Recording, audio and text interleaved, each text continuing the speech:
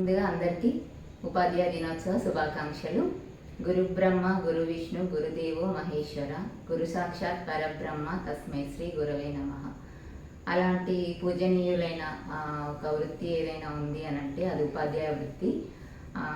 ఇప్పుడు ఒక డాక్టర్ని కానీ ఒక సైంటిస్ట్ని కానీ ఒక కలెక్టర్ని కానీ తయారు చేయాలి అని అంటే ఆ శక్తి ఒక ఉపాధ్యాయ వృత్తికి మాత్రమే ఉంది.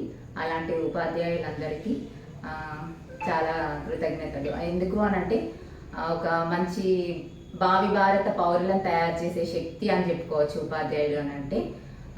కత్తి కంటే కలం గొప్పది, ఆయుధం కంటే అక్షరం గొప్పది.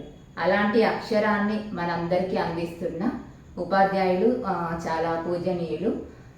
ఇప్పుడున్న సొసైటీ, ఒకప్పుడు మన జనరేషన్లో ఎలా ఉండేది అంటే ఉపాధ్యాయులు అని అంటే భక్తి భయం రెండు ఉండేది. అప్పుడు ఒక నైతిక విలువలతో కూడిన విద్య అనేది పిల్లలు నేర్చుకునేవాళ్ళు. ఇప్పుడు భక్తి భయం రెండు లేకుండా అవడం వల్ల పిల్లల్లో కొంతవరకు నైతిక విలువలు సామాజిక విలువలు అనేది తగ్గుతున్నాయని మనం చెప్పుకోవచ్చు.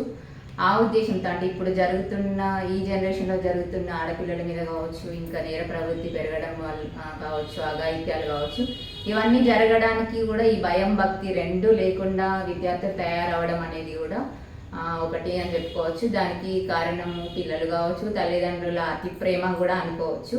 సో అలాంటివి మనము మానుకొని పిల్లలకు ఉపాధ్యాయులు అంటే భయము భక్తి రెండు ఉండేలాగా ఒక మంచి విద్యను వాళ్ళు అందించినప్పుడు వీళ్ళు నేర్చుకొని ఒక భావి భారత పౌరులు మన సొసైటీకి రావాలి అని అంటే భయం భక్తి రెండుతో ఒక విద్యను అందించాలి.